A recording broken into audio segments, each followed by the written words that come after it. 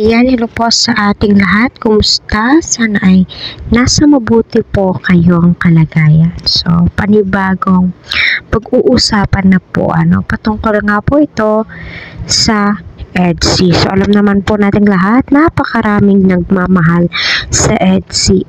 So, million of views, no? Nasa 30 million na ata yung views ng EDSI kung tututalin lahat. So, correct me if I'm wrong na lamang po, So, Edo, pinatunayan ang sarili na seryoso na nga daw ho siya kay Beyonce. For me, effort pa lamang po ni Edo ay yun na po ang nagpapatunay, no? Ika nga po nila na kayang-kaya ni Edo pag-aralin itong si Beyonce.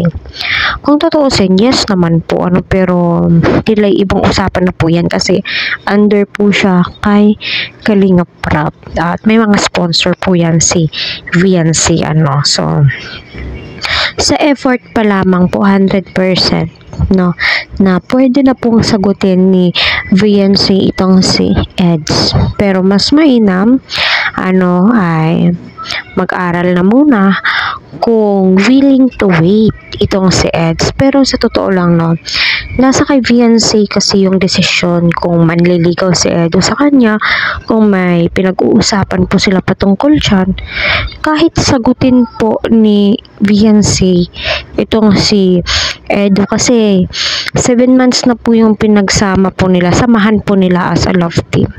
Hindi po ako naniniwala na wala pong namumuong pagtitinginan, So, maganda naman po itong sa Beyonce. Hindi naman po siya mabibehind, Hindi po siya mabibehind kahit sino po yung katapat niya, saan mo siya hindi po siya mabibehind kung ganda lang yung pinag-uusapan. Kung talento, may talent din po itong si Beyonce. Kung sipag lang, yes. Kung sa bahay lang, my God, pwede mo siyang iwan sa bahay, at mag-stay nga po doon.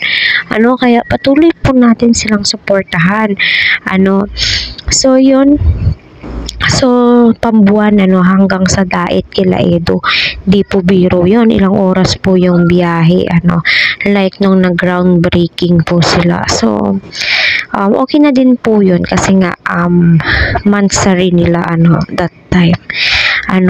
Kung siguro liligawan ni Edo itong si Beyonce, siguro feeling ko mapapayes itong si Beyonce kasi nga may feelings din ho siya kay Edo. Ramdam naman po natin yun ng mga viewers at anong part po yun na pinatunayan ni Edo ang kanyang sarili ay tilang tawang-tawa nga po itong si Beyonce kasi nga daw di daw po siya naniniwala at vlog lang daw po ang lahat.